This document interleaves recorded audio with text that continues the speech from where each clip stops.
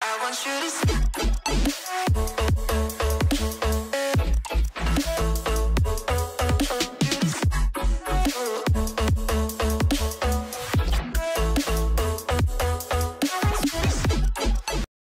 pagi teman-teman yang ada di sini. Terima kasih sebelumnya untuk Ready ya. Aku mau menyampaikan terima kasih karena sudah mengundang aku ke acara ini dan aku boleh sharing tentang pentingnya work-life balance. Di sesi hari ini aku akan memberikan penjelasan, contoh, dan cara mencapai work-life balance. Mudah-mudahan wejangan hari ini bisa teman-teman bawa pulang ke rumah dan bisa dipakai atau diaplikasikan untuk membuat kehidupan pekerjaan, kehidupan personal lebih efektif lagi.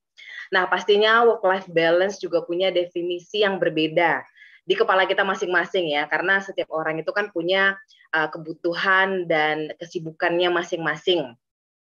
Nah, hari ini kita akan ngomongin apa sih yang harus kita lakukan untuk mencapai work-life balance tersebut. Dan work-life balance tips ini mudah-mudahan bisa teman-teman pakai terlepas dari apa sih definisi work-life balance yang teman-teman cari selama ini dan seberapa sibuknya sih teman-teman selama ini, baik itu di dunia profesional ataupun di dunia personal. Nah, di akhir presentasi nantinya akan ada sesi tanya jawab. Jadi untuk teman-teman yang selama ini mungkin ada pertanyaan atau bingung ya cara untuk mencapai work-life balance, jadi nanti teman-teman boleh simpen dulu pertanyaannya karena nanti kita akan buka sesi tanya jawabnya di akhir acara. Nah, supaya nggak buang-buang waktu, langsung aja ya kita mulai sesi kita hari ini. Aku akan mulai dengan ngomongin apa sih pengertian work-life balance yang sebenarnya? Karena kalau kita Google, pasti pengertiannya itu banyak dan panjang ya, dan mungkin nggak masuk untuk beberapa orang, atau tidak make sense untuk beberapa orang. Nah, jadi di sini aku pengen mensederhanakan supaya kita bisa terima dengan mudah dan apapun masalah work-life balance yang teman-teman punya sekarang itu bisa diterima dengan definisi ini. Jadi kalau menurut aku dari semua pengertian yang aku baca, dari semua pengertian yang ada di buku ataupun itu di internet, menurut aku work-life balance itu simpelnya adalah kemampuan kita untuk juggle, untuk prioritaskan untuk membuat keputusan, ya, jadi making decision. Kemudian bagaimana kita mengatur atau memanage demand terhadap kebutuhan karir dan personal life, ya, kebutuhan personal. Jadi banyak hal yang bisa kita lakukan untuk memanage si work-life balance ini, dari mulai kita harus tahu caranya juggling, memprioritaskan waktu atau kerjaan, dan membuat keputusan. Ya, once kita tahu melakukan 3 hal ini, kita akan lebih mengerti bagaimana kita mengatur atau memanage karir dan kehidupan personal kita. Nah, aku mau jelaskan sedikit tentang si juggle ini. Mungkin ada beberapa teman-teman di sini yang baru mendengar kata juggle ya di term work-life balance. Jadi kalau misalnya ya, ketika kita juggling, kita berhadapan atau dealing dengan lebih dari 1 atau 2 atau mungkin 3 pekerjaan atau aktivitas. Memastikan semua hal ini, semua aktivitas ini, semua pekerjaan ini jalan sesuai dengan rencana. Menyeimbangkan semua hal tersebut, dan pastinya untuk ngelakuin ini semua kita kadang butuh berpikir dengan cepat ya. Jadi abis A, kemudian ada B, kemudian ada C sampai dengan Z. Yang mana duluan itu kan kita mesti berpikir dengan cepat. Nah, si badut yang ada di screen masing-masing ya, yang kita bisa lihat di sini di presentation slide ini, si badut ini adalah kita. Jadi setiap hari sebenarnya tanpa disadari kita juggling. Nah, kalau teman-teman pernah lihat mungkin di TV atau di mana gitu ya, kalau badut itu suka menghibur, pasti dia punya 3 atau 4 bola di mana dia lempar-lempar, dan dia di situ kita lihat untuk mengatur bola mana yang dilempar duluan supaya yang lain nggak jatuh dan harus menangkap bola yang lain. Itu kan butuh nge-manage ya, bagaimana dia nge-manage bola-bola tersebut, dan dia harus berpikir cepat yang mana duluan, yang mana harus ditangkap, kemudian dia harus nge-manage tangannya ya, semua supaya semuanya itu bisa berjalan sesuai dengan semestinya gitu ya, supaya orang-orang bisa terhibur, supaya bolanya nggak jatuh. Jadi banyak tuh yang harus dia pikirin. Oke, jadi ya kita ini adalah dia, karena setiap hari kita tuh sebenarnya juggling tanpa kita sadari gitu. Mungkin teman-teman berpikir kalau sekarang kalau misalnya kita di posisi kalau kita ini mahasiswa ya, dan kita ini cuma juggling tugas kampus. Nah, kenyataannya teman-teman itu nggak cuma juggling tugas kampus, tapi juga juggling hal yang lain. Misalnya, juggling antara peran atau tanggung jawab sebagai seorang anak, kakak atau adik, mahasiswa, pencari nafkah, semuanya di saat yang sama. Gitu. Jadi bayangin kamu itu adalah seorang anak, kemudian kamu pelajar, kemudian mungkin kamu seorang pencari nafkah dalam keluarga. Ada 3 peran yang kamu jalani setiap hari dan harus dilakukan di saat yang sama. Jadi bayangin, sebenarnya kalau kita nggak ngomongin masalah kerjaan ya, masalah dunia kerja, setiap hari di hari-hari kita itu kita ngelakuin ini semua. Gitu. Pastinya di sini ada peserta yang memiliki atau menjalani peran-peran tersebut. Paling tidak kita semua yang ada di sini itu punya at least 2 peran lah, sebagai anak dan pelajar, anak dan pekerja, atau mungkin ada yang sebagai orang tua, mungkin ada yang sebagai pacar, kita nggak tahu ya. Jadi kalau menurut aku semua yang ada di sini at least setidaknya memiliki 2 peran yang dijalani setiap hari. Gitu. Nah, pastinya kita sebagai contohnya ya, pastinya kita sebagai pelajar atau sebagai anak atau peran apapun yang kita jalani, kita membuat kesalahan. Tapi pertanyaannya, apakah setelah kita membuat kesalahan tersebut, kita stop menjalani peran itu? Ketika kita buat salah sebagai seorang pelajar atau sebagai seorang anak, apakah kita langsung stop menjadi seorang anak? Enggak kan? Kita terus menjalani peran tersebut sampai akhirnya kita bisa terbiasa. Sama kayak kita jadi pelajar, kita nggak mungkin langsung keluar dari kampus membuat sesuatu supaya kita tuh di DO, melakukan sesuatu supaya di DO, nggak mungkin. Kita terus menjalani itu sampai akhirnya kita lulus. Jadi setiap hari kita melakukan ini semua gitu di dalam kehidupan kita, sesuai dengan kebutuhan kita menjaga keseimbangan ini semua supaya kapal kita itu nggak oleng, nggak berat sebelah. Gitu. Jadi ibaratnya kalau kita punya banyak hal di kehidupan kita, banyak peran di kehidupan kita, gimana kita ngebuat pokoknya peran jadi anak tuh porsinya sekian, supaya porsi yang lain tuh bisa aku masukin ke peran sebagai pekerja gitu, atau peran sebagai pelajar gitu ya. Dan kadang-kadang kita malah harus mikir cepat untuk bisa ngelakuin itu semua supaya kita bisa membagi-bagi nih. Nah, untuk jadi seorang anak tuh berapa persen ya yang harus aku kontribusiin gitu. Nah, untuk menjadi seorang pelajar berapa persen. Jadi setiap hari kita sebenarnya memikirkan hal tersebut karena kita nggak mau hanya gara-gara pekerjaan hubungan kita, peran kita sebagai anak dan hubungan dengan orang tua rusak, kita nggak mau. Nah, itulah pentingnya kenapa harus menjaga keseimbangan. Nah, tapi apa yang terjadi kalau kita nggak seimbang? Apa yang terjadi kalau work-life balance kita itu nggak ada sama sekali? Oke, nah di sini teman-teman bisa lihat.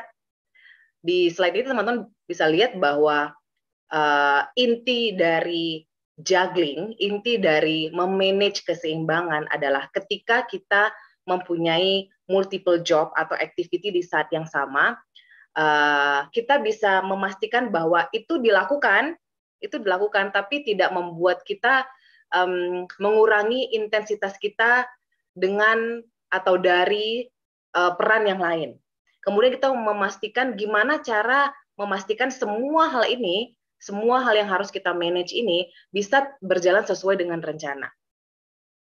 Gimana kita memastikan kalau semua hal yang ada di piring kita, semua hal yang harus kita lakukan, itu bisa seimbang.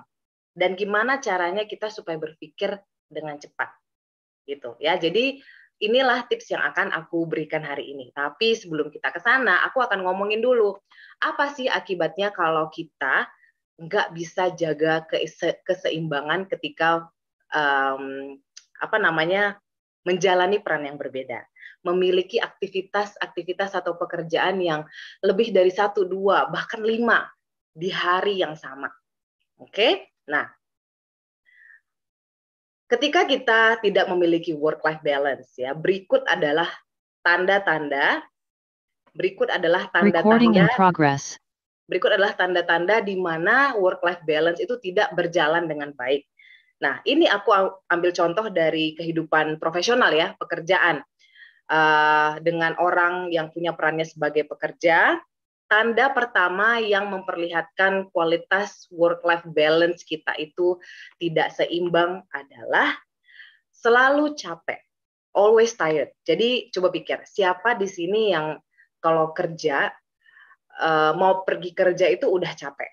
Pulang kerja udah pasti capek, apalagi kalau lembur ya.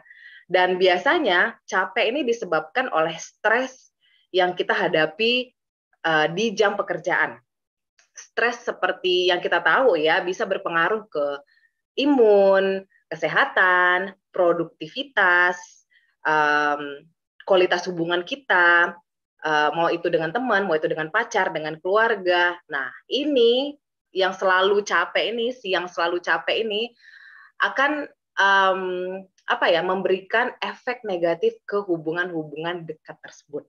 Gitu. Karena apa? Dia terlalu condong dengan kestresan dia di tempat kerja nih. Ya, jadi ini salah satu tandanya kalau misalnya kamu tuh tipe orang yang mau kerja udah capek, pulang kerja juga capek gitu ya. Mau menyambut hari Senin karena hari Senin harus kerja juga udah capek. Mikir ini aja harus udah capek gitu. Jadi, nah ini tanda-tanda kalau kamu tuh burnout dan kamu tuh butuh keseimbangan di work-life balance kamu. Nah, ini yang pertama. Tanda-tandanya tuh banyak ya. Yang kedua itu adalah overtime. Aku yakin teman-teman di sini yang sudah bekerja pasti overtime itu bukan hal yang bukan hal yang rahasia lagi ya. Kamu menghabiskan waktu lebih banyak di tempat kerja daripada di rumah atau dengan teman-teman atau dengan keluarga. Ingat loh, kerjaan itu kalau dicari nggak akan ada habisnya. Jadi semua orang pun yang sebenarnya bekerja di perusahaan yang sangat sehat, kalau dia mau lembur ya lembur, dia bisa aja lembur gitu karena kerjaan itu ada aja dan nggak mungkin ada habisnya gitu. Nah, kamu tipe orang yang kayak gini nggak? Kemudian yang selanjutnya itu orang yang suka bawa PR ke rumah. Nah, ini juga salah satu tanda kalau adanya ketidakseimbangan di work-life balance kamu. Jadi kalau misalnya kadang ya orang yang semua pekerjaannya digolongkan urgent atau emergency atau harus dikerjakan sekarang, jadi dia mesti standby kapanpun kapanpun dan dimanapun. Nah, ini nih tipe orang yang suka bawa kerjaan di rumah. Ya, jadi dia bisa dikontak kapan aja, bisa ditanyain kapan aja. Pekerjaan yang seharusnya dikerjakan di kantor, dia bisa kerjakan di rumah nih. Nah, inilah tipe orang yang bring work home. Ya. Nah, orang kayak gini lupa kalau yang namanya pekerjaan ya dilakukan di jam kerja aja. Dan yang namanya after office hour, ya berarti saatnya kita mengganti peran kita dari seorang karyawan jadi seorang istri misalnya, atau suami, atau anak, atau orang tua, dan lain-lain. Jadi kalau misalnya dari jam 9 sampai jam 6 itu kita pakai topi pekerja, setelah jam 6 sore kita harus ganti topinya jadi topi istri atau suami ya atau seorang anak gitu karena kita punya peran yang lain yang harus kita jalani. Nah, kadang-kadang mungkin kita lupa. Kita melupakan peran kita yang lain karena ya mungkin pekerjaan lebih penting. Aku nih seorang pekerja. Enggak, kita ini enggak cuma seorang pekerja gitu. Kita ini seorang anak. Kita punya peran yang lain gitu ya. Nah, yang selanjutnya ini mungkin jarang tapi ada banget hal yang terjadi ke orang-orang yang work-life balance-nya itu masih buruk ya, masih kurang gitu. Jadi hal ini sering banget terjadi sama mereka. Nah, tahu nggak sih kalau berat badan itu bisa naik karena kita itu kurang tidur, stres, apalagi kalau kerja kantoran yang kebanyakan duduk di office. Siapa di sini yang kalau kerja ya, dia itu pekerjaannya membutuhkan dia di depan komputer aja ngetik, walaupun dia harus bawa kerjaan ke rumah, yang penting komputer tuh ada, jadi dia harus duduk. Nah itu membuat dia itu pergerakan tubuhnya itu kurang. Jadi kadang-kadang orang yang stres, yang suka begadang itu orang bilang jadinya kurus, ternyata sebenarnya enggak. Banyak orang yang suka begadang, yang stres itu berat badannya bisa naik drastis gitu. Kenapa? Karena pada saat dia tidur, dia kan begadang nih. Nah, pasti kan kalau kita begadang kita lapar, jadi kita makan itu di jam-jam yang tidak seharusnya. Nah, itu yang membuat berat badan kita makin tinggi. Nah, itu kan dasarnya disebabkan oleh stres, kita nggak bisa tidur, dan karena kerjaan yang kita bawa ke rumah, atau karena kerjaan yang terlalu banyak, atau karena semua kerjaan itu urgent. Jadi efeknya ini bisa ke kesehatan kita. Kemudian yang selanjutnya adalah boring. Orang yang tadinya dia itu cheerful, enak ditemenin, jadinya jadi orang yang boring, yang ngebosenin, karena dia ngelakuin hal yang 4 tadi tuh, selalu capek, overtime, bawa PR ke rumah, saking kehidupannya kerja, kerja, dan kerja, dia lupa tuh caranya menikmati hidup, atau simply relax, enjoy, setiap detik mikirin, aduh gimana nih untuk follow up kerjaan ABC gitu. Aduh si A udah kelar belum ya kerjaannya? Oh besok proyeknya ini nih. Jadi dia selalu dapat ide terus harus dipikirin saat itu juga gitu. Nah jadi karena kehidupan dia itu kerja dan kerja, walaupun dia hangout sama teman-temannya, ya dia akan kelihatan boring karena yang dia omongin itu cuma kerjaan aja gitu. Kemudian yang selanjutnya itu adalah struggling with relationship. Jadi apapun hubungan yang dia punya itu berkemungkinan untuk rusak gara-gara saking fokusnya dengan pekerjaan yang membuat dia stres. Ya, nah ini nih yang buat suami istri bisa bertengkar, atau yang pacaran bisa putus gitu ya. Amin amin, aku nggak doain loh ya. Tapi sebenarnya ini hal yang sering terjadi di rumah tangga atau di hubungan apapun ya. Ketika dia terlalu fokus dengan pekerjaan, semua waktunya itu didedikasikan ke sana. Jadi dia tidak menyisihkan waktunya untuk orang yang dia sayang. Ya, si yang nggak bisa juggling tadi soalnya ya gitu, waktunya itu semua untuk kerja gitu. Saking obsesnya atau saking under pressure-nya dia di tempat kerja gitu, yang seharusnya perannya 50% pekerja, 50% pacar, jadinya 20% pacar, 80% pekerja. Kan jadinya kapalnya oleng ya, karena berat sebelah gitu. Nah, yang selanjutnya, agak banyak ya ini, tanda-tanda orang yang tidak punya work-life balance gitu. Tidak tahu caranya memprioritaskan. Ini baik itu memprioritaskan waktu ataupun pekerjaan ya. Jadi ini kalau penyebab kamu suka bawa PR ke rumah atau selalu overtime itu karena kamu belum tahu tuh cara memprioritaskan pekerjaan kamu. Jadi ya listnya nambah aja terus, kerjaan 1 belum selesai, kerjaan 2 deadline-nya udah deket gitu. Sebenarnya kerjaan itu banyak, tapi kan tidak semua pekerjaan deadline-nya itu di hari yang sama. Nah, tugas kita adalah mengatur atau memprioritaskan supaya kita nggak deadline yang ngejar-ngejar kita gitu. Kita bisa nge-manage deadline tersebut. Kemudian yang selanjutnya suka hilang kesabaran. Cepet banget pokoknya dia hilang kesabaran. Ini siapa di sini yang punya atasan atau punya bos yang dikit-dikit marah atau frustrasi hanya karena hal simple? Mungkin apakah kita yang kayak gitu ya? Siapa di sini yang mungkin bukan atasannya tapi dia yang kayak gitu gitu.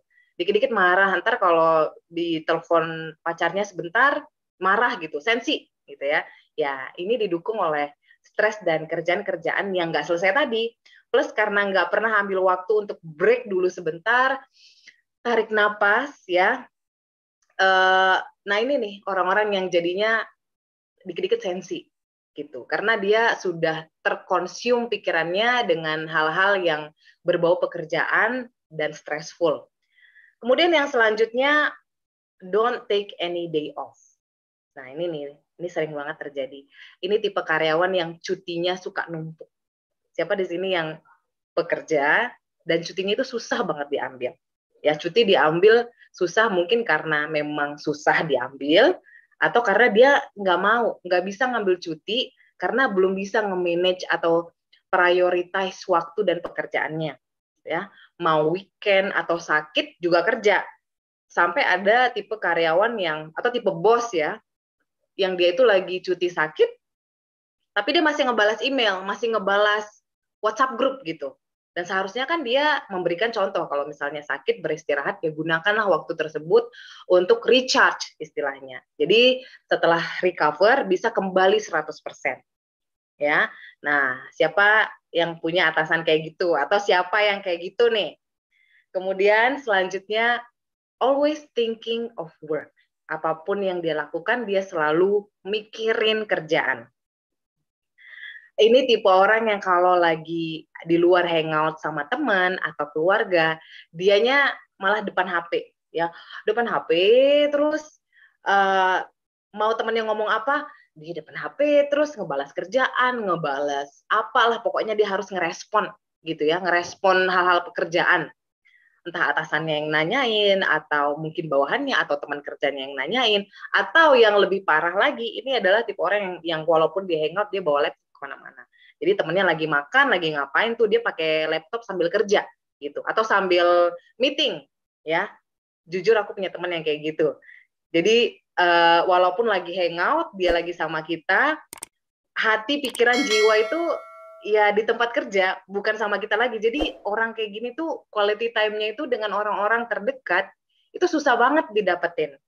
Nah, jadi coba pikirin dari beberapa hal tadi ya, yang selalu capek, yang selalu overtime, suka bawa PR ke rumah, yang tiba-tiba dia berat badannya naik drastis, terus yang awalnya dia orangnya menyenangkan jadinya boring, dia struggling dengan hubungan dia dengan pacarnya atau dengan suami atau istri, tidak bisa memprioritaskan, suka sensi, dikit-dikit marah, dikit-dikit frustrasi, jadi kesabarannya itu suka hilang gitu. Kemudian yang cutinya itu numpuk, harusnya dia bisa quality time, ambil cuti, selalu ada aja halangannya. Ya, selalu mikirin pekerjaan. Nah, itulah tipe-tipe kalau misalnya work-life balance kita itu mulai hilang, mulai tidak ada. Ya, jadi kalian bisa bayangin impact-nya ke orang-orang terdekat kita itu kayak apa. Nah, kita masih tahu nih, kalau misalnya sesuatu terjadi ke kita, mungkin karena kita sakit, atau misalnya kita sakit, kita nggak bisa bekerja lagi, perusahaan itu langsung dalam 1 minggu bisa loh cari pengganti kamu. Gitu. Tapi kalau misalnya kamu sakit, kamu nggak bisa bekerja lagi, ayo siapa yang sedih? Siapa yang harus ngurusin kamu? Pastinya orang-orang terdekat. Apakah perusahaan yang ngelakuin itu? Nggak kan? Gitu. Ya, siapa yang pernah di situasi yang sama kayak gitu. Nah, sekarang gimana sih cara kita mengimprove atau meningkatkan work-life balance kita? Jadi gimana dong caranya? Orang belajar juggling aja, ya tadi kan aku udah kasih tunjuk tuh foto si badut yang lagi belajar juggling. Nah, orang yang sebenarnya seorang juggler profesional nih ya, butuh 20 tahunan lah untuk dia bisa jadi expert juggling.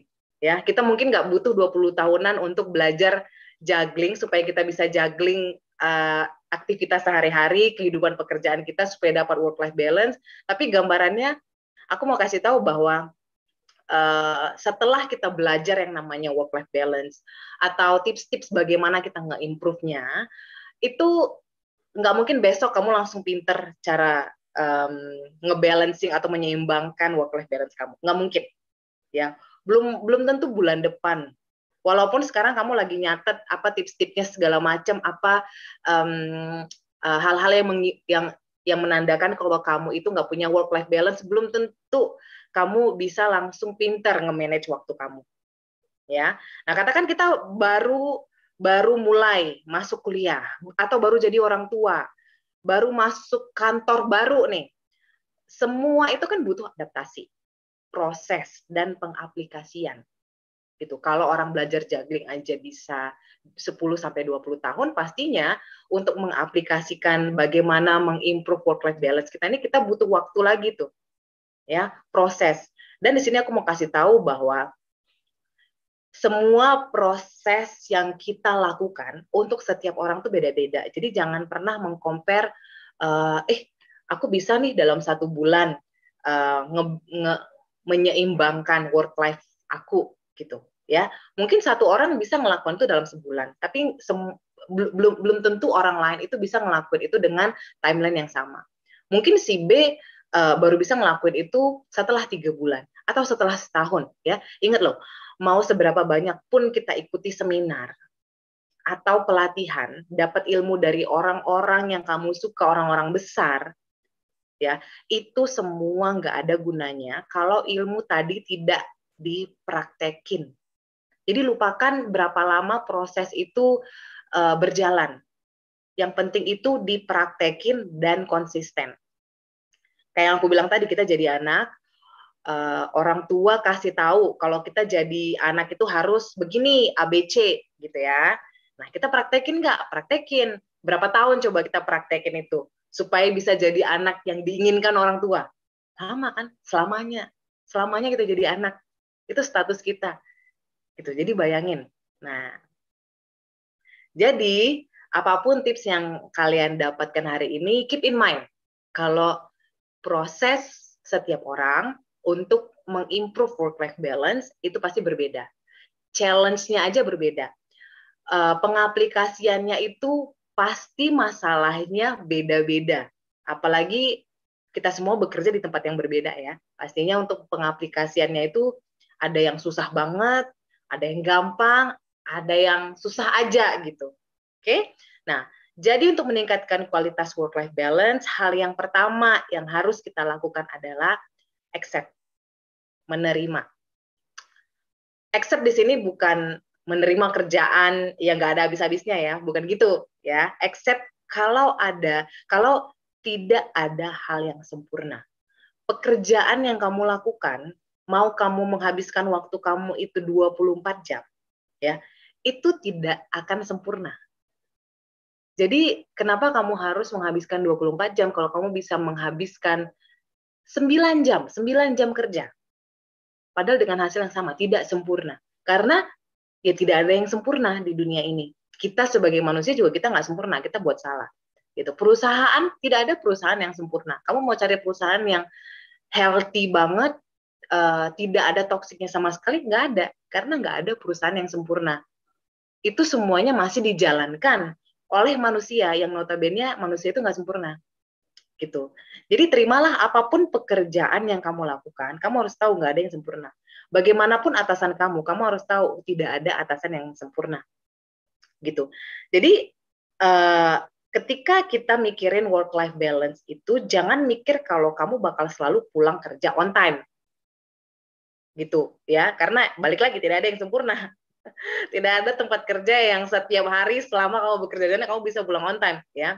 Hubungan sama pasangan akan selalu baik-baik aja, nggak mungkin. Kamu menyediakan waktu untuk pasangan kamu aja, pasti tetap ada berantem-berantemnya.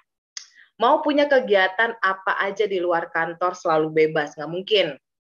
Ya, karena tidak ada yang sempurna. Cuti selalu bisa diambil. Dan kalau ada deadline nggak perlu dipikirin. Ya, jadi work-life balance yang sempurna itu nggak gitu konsepnya. Ya, karena apapun yang kita lakukan semuanya itu adalah bentuk proses. Nah, kenapa? Karena seringnya hal itu tidak memungkinkan. Tuntutan hidup dan kebutuhan kita kan semua di sini berbeda, ya. Peran juga beda-beda, tanggung jawab juga beda-beda. Jadi jangan berharap sesuatu yang sempurna, berharaplah sesuatu yang realistis. Aku ulang nih, jangan berharap jangan berharap akan sesuatu yang sempurna, tapi berharaplah atas sesuatu yang realistis. Jadi menurut kamu yang realistis itu di dunia pekerjaan ketika kamu memanage work-life balance kamu, itu yang realistis itu yang gimana? Pasti tiap orang beda. Yang realistis itu untuk menjaga hubungan dengan orang-orang yang kamu sayang tuh gimana? Yang realistis di kamu aja. Gitu. Dimana kadang ada waktunya mungkin kamu harus menumpahkan fokus yang banyak ke keluarga, atau kehidupan personal kamu, dan kadang kamu harus meluangkan waktu untuk hobi atau hangout atau quality time gitu. Karena balance atau keseimbangan itu nggak harus dicapai tiap hari atau dalam satu hari, tapi seiring berjalannya waktu. Ingat ya, work-life balance itu tidak sesuatu yang kamu capai setiap hari atau dalam satu hari. Itu dicapai seiring berjalannya waktu. Dan itu pasti beda-beda untuk tiap orang. Gitu ya. Nah, yang kedua, find a job that you love. Ini klise ya. Kadang-kadang susah gitu. Kadang-kadang mungkin berpikir, alah Bu Yu, gampang ngomongnya kayak gitu, susah tahu dapat kerjaan yang kita suka di PHP-in sama HRD gitu ya. Ini kadang klise dan sulit, tapi sangat memungkinkan teman-teman. Plus menguntungkan, kalau kamu kerjaan kamu tuh hal yang kamu suka, itu menguntungkan banget buat kamu. Kalau kita nggak suka sama kerjaan kita, nggak perlu lembur deh, pulang on time terus-terusan aja bakalan tetap stres kok, kalau kita nggak suka ya, gitu. Karena ini ibaratnya kita kayak melakukan violence atau harassment ke diri kita sendiri nih. Ya, karena konsepnya itu memaksa diri kita melakukan sesuatu yang kita nggak suka. Jadi penting untuk kita mencari passion atau pekerjaan yang kita suka. Jadi mau kita secapek apapun, kayaknya capeknya itu nggak seberapa dibandingin kalau kita capek mengerjakan hal yang kita nggak suka, yang kita nggak punya passion di sana. Oke? Nah, yang selanjutnya, memprioritaskan kesehatan. Kesehatan itu prioritas. Tadi aku udah mention ya, aku udah bilang kalau misalnya kamu sakit, kamu nggak bisa kerja lagi, perusahaan dalam 1 minggu itu langsung dapat pengganti kamu. Sementara yang jagain kamu, yang ngurusin kamu pas sakit itu orang tua atau orang-orang terdekat kamu. Jadi kesehatan itu prioritas. Nah, kesehatan di sini mencakup mental, emosional, dan fisik. Kebutuhan kesehatan orang itu pastinya beda-beda. Ada yang nggak perlu ke dokter, yang penting bed rest aja deh, atau me time aja deh, healing ya. Itu udah langsung enakan dia 1 hari. Ada yang sampai pergi ke terapis, which is completely fine, ya nggak ada masalah kalau kita pergi ke terapis untuk membantu kesehatan mental kita. Jadi kita nggak bisa bandingin nih cara orang memprioritaskan kesehatan masing-masing. Oke, nah yang keempat, unplug atau zaman sekarang disebut healing ya. Orang-orang kalau ke Bali itu healing. Ada orang yang sampai ngelakuin gadget detox lagi. Jadi pokoknya untuk beberapa hari nggak ada buka gadget. Dan ini nggak mesti harus liburan panjang. Healing itu nggak mesti liburan panjang atau nggak mesti harus ke Bali ya. Healing itu bisa dengan family time, bisa quality time sama orang-orang yang disayang, atau dengan pasangan, atau quality time dengan diri sendiri. Itu juga bisa disebut dengan healing. Yang selanjutnya, yang kelima ya, make time for yourself and loved ones. Kita menyediakan waktu atau menyisihkan waktu untuk orang-orang yang kita sayang dan diri kita sendiri. Pekerjaan itu bukan 100% hidup kita. Karir itu bukan 100% hidup kita. Sepenting apapun pekerjaan, tetap hidup kita itu tidak milik perusahaan. Perusahaan cuma bayar kita itu 9 jam atau 10 jam selama 5 hari per minggu. Ya, jadi dari situ udah kelihatan kita bukan 100% milik perusahaan. Tapi kita juga milik keluarga atau orang-orang yang kita sayang. Ingat loh, perusahaan gak akan menghargai dan mengapresiasi kamu seperti orang-orang yang sayang sama kamu. Aku ulang ya, perusahaan tidak akan bisa menghargai atau mengapresiasi kamu seperti orang-orang yang sayang sama kamu. Oke? Nah, yang terakhir, nih dicatat jangan lupa ya. Set goals and priorities. Sama kayak di kerjaan. Kalau dikit-dikit ada instruksi atau permintaan, kita langsung otomatis ngerjain. Padahal di depan kita masih ada yang lebih urgent. Goal kita untuk mencapai sesuatu itu pasti nggak dapet-dapet. Karena kita nyoba untuk ngerjain semuanya, which is nggak bisa. Gitu.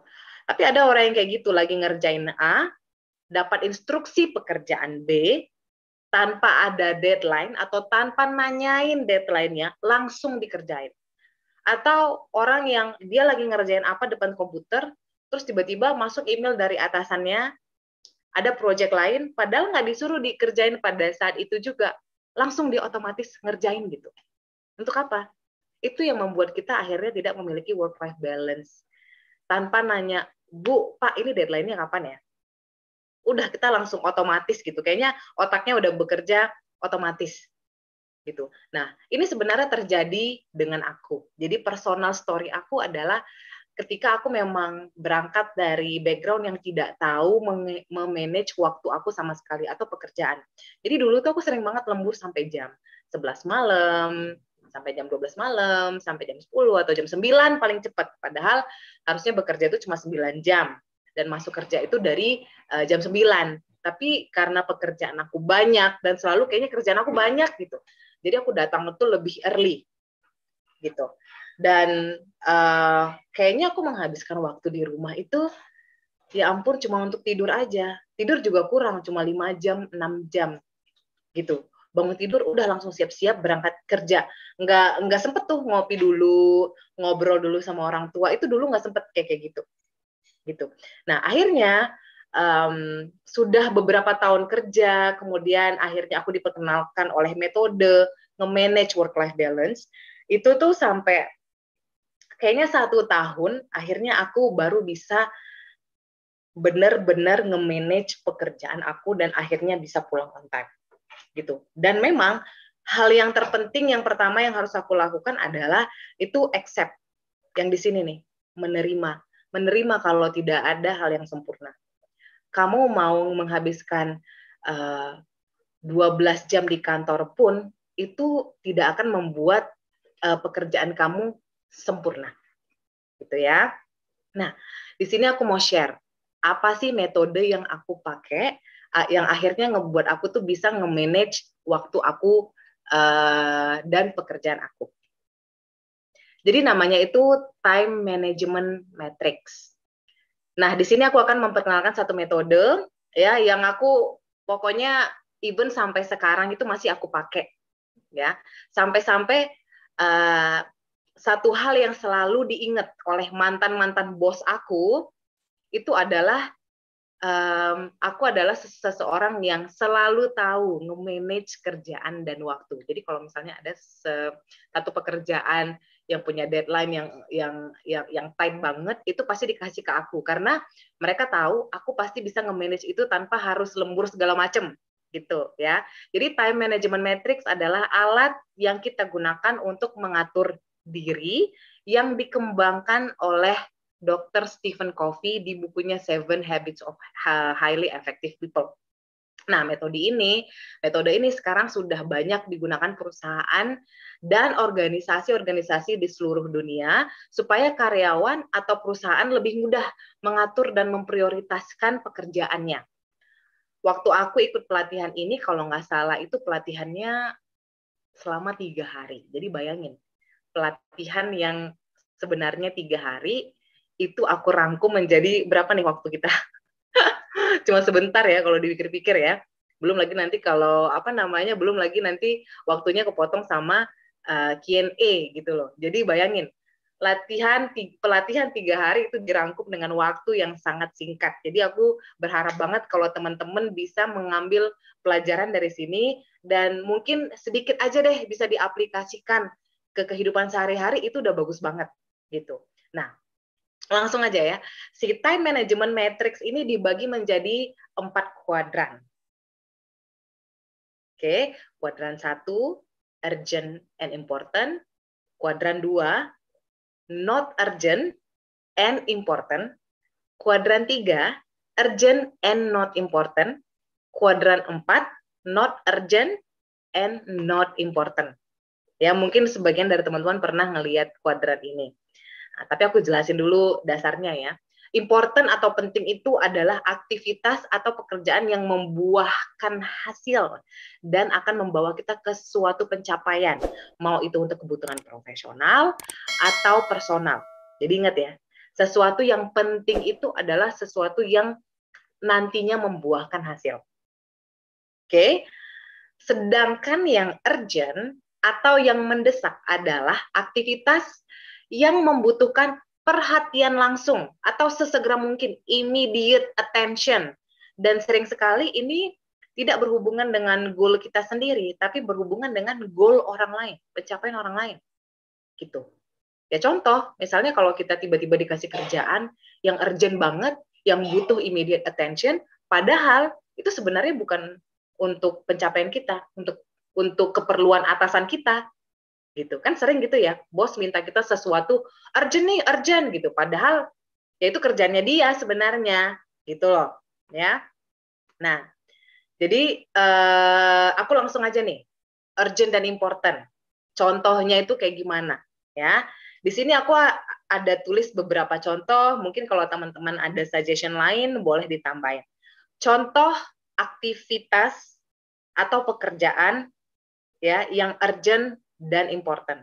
Di sini kita bisa lihat contohnya lahiran, kalau ada customer yang komplain atau emergensi kesehatan yang terjadi di kita atau keluarga kita, amit-amit ya, tapi ya itu termasuk kuadran 1.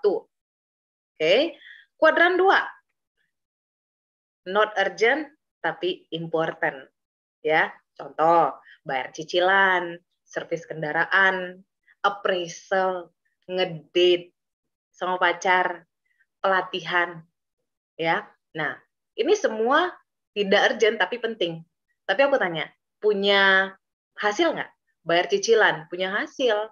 Ya, kalau kamu bayar cicilan, artinya kan kamu punya target. Oh, tahun sekian cicilan rumah harus selesai, jadinya aku punya rumah sendiri. Servis kendaraan, kalau nggak diservis secara reguler, ya ini kan sesuatu yang bisa direncanakan waktunya. Nggak harus langsung di hari itu, kan. Ini bisa direncanakan, tapi hasilnya nanti kendaraan kita mau umurnya 5 tahun, 10 tahun masih bagus. Appraisal, kalau di kantor. Ya, appraisal tuh nggak mesti baru mulai kerja harus dilakukan appraisal. Appraisal itu biasanya kan setelah 6 bulan kerja atau setelah setahun kerja. Dan melihat hasilnya itu kayak gimana. Kalau kita tahu hasil appraisal kita bisa melihat habis itu perjalanan karirnya ini mau gimana nih dari hasil appraisal tadi. Ada pencapaiannya. Ngedate, ya pacaran, PDKT segala macam lah, pokoknya ngedate. Itu penting, tapi nggak urgent. Nggak mesti setiap hari ngedate. Nggak mesti saat si cewek atau si cowok pengen keluar itu kita langsung ngedate, nggak mesti. Karena purpose dari ngedate adalah membangun hubungan, building relationship untuk sesuatu yang long term. Yang hasilnya mungkin jadian atau nikah, gitu ya. Itu ada hasilnya. Pelatihan juga nggak urgent, penting. Karena hasilnya itu nanti, oke, aku nggak mesti mengambil pelatihan sekarang, tapi aku akan ambil nanti karena purpose-nya itu untuk jangka panjang. Mungkin untuk aku nantinya apply pekerjaan baru, karir yang baru. Mungkin nantinya pada saat pekerjaan ini muncul, lowongan ini dibuka, baru aku apply. Gitu. Jadi aku tahu kapan harus melakukan pelatihan ini. Karena pentingnya itu berhubungan dengan next karir aku tuh kemana. Gitu, penting. Nah, yang ketiga, urgent tapi tidak penting. Ya, sesuatu yang mendesak tapi nggak penting. Ayo, coba dipikir-pikir. Kira-kira hal kayak gini tuh contohnya apa di kehidupan kita masing-masing ya? Misalnya, menyelesaikan masalah orang lain. Tiba-tiba pas kita lagi kerja, teman kita telepon, ya, interupsi. Telepon, cerita, curhat, segala macam. Kita mendedikasikan waktu kita itu untuk mendengarkan ceritanya dan memberikan solusi. Ya, urgent dan tidak penting. Oke, ngebalas email yang sifatnya tidak urgent, itu juga tidak penting. Email baru masuk, sebenarnya nggak mesti kita langsung balas, di detik itu juga. Gitu. Selesaikan dulu apa yang harus kita selesaikan, kemudian baru dibalas nanti. Itu sama kayak kita ditelepon teman kita bisa bilang, boleh telepon nanti nggak ya? Aku lagi kerja soalnya, aku punya deadline. Nggak ada salahnya. Kalau teman yang benar-benar nge-value atau menilai kamu sebagai teman, pasti dia punya yang namanya pengertian, understanding. Kemudian yang terakhir, kuadran yang keempat, sosial media, sebat. Kalau misalnya di kantor-kantor tuh bilangnya kalau mau SBT-an ya, itu bilangnya sebat. Ada karyawan yang jam sebatnya itu lebih banyak daripada jam kerja. Dan aku punya temen yang kayak gitu. Jadi pokoknya sebelum mulai kerja sebat dulu. Pas mulai kerja di pertengahan sebat dulu. Kemudian udah jam makan, habis makan siang sebat dulu. Terus habis itu mulai kerja lagi, 2 jam pekerjaan berlangsung sebat dulu lagi. Sebelum pulang sebat lagi gitu. Jadi sesi-sesi sebat ini atau SBT-an ya, itu nggak membantu kita membuat pekerjaan kita itu jadi lebih gampang sebenarnya. Oke. Yang selanjutnya ngegosip ya, yang jam break-nya itu yang seharusnya sejam bisa jadi 1,5 jam karena seru banget nih ngegosipnya. Ya. Nah, buat sebagian orang ngegosip itu penting. Memang penting, tapi kan tidak urgent, tidak harus dilakukan saat itu juga. Tidak penting dilakukan saat itu juga. Bisa dilakukan di luar jam kerja. Gitu. Mikirin masalah tanpa cari solusi. Nah, ketika kita bekerja, kita menghabiskan waktu kita memikirkan satu masalah, tapi kita nggak fokus mikirin solusinya, itu udah wasting time banget. Di situ kita sudah menghabiskan, mungkin 30 menit waktu untuk hanya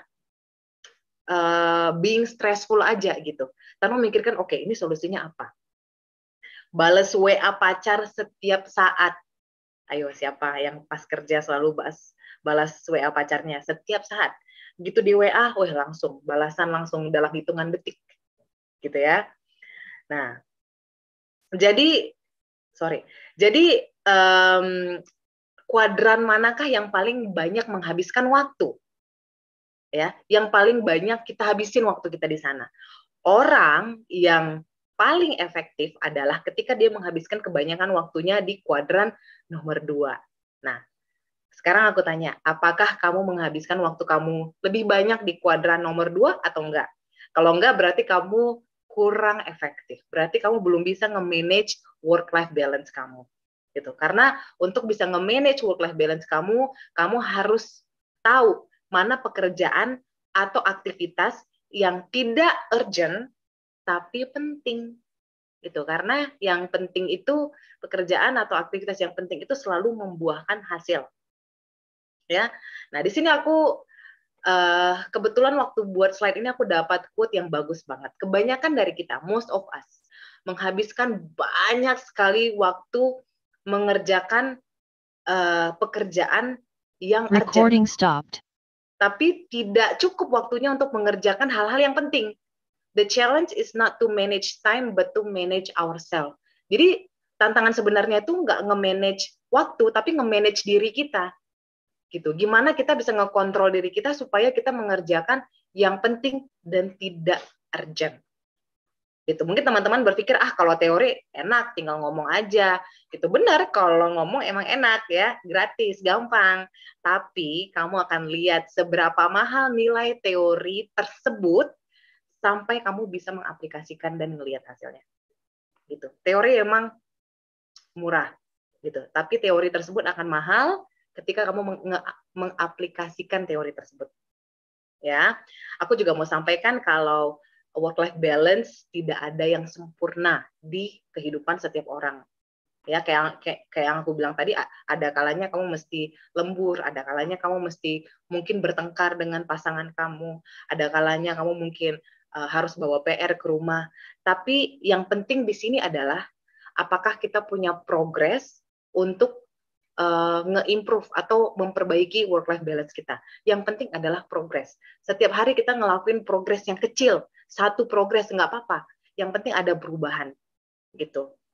Ya, jadi aku mau mengingatkan lagi, work-life balance itu bukan sesuatu yang kita lakukan langsung jadi dalam satu hari atau setiap hari. Enggak, itu seiring berjalannya waktu.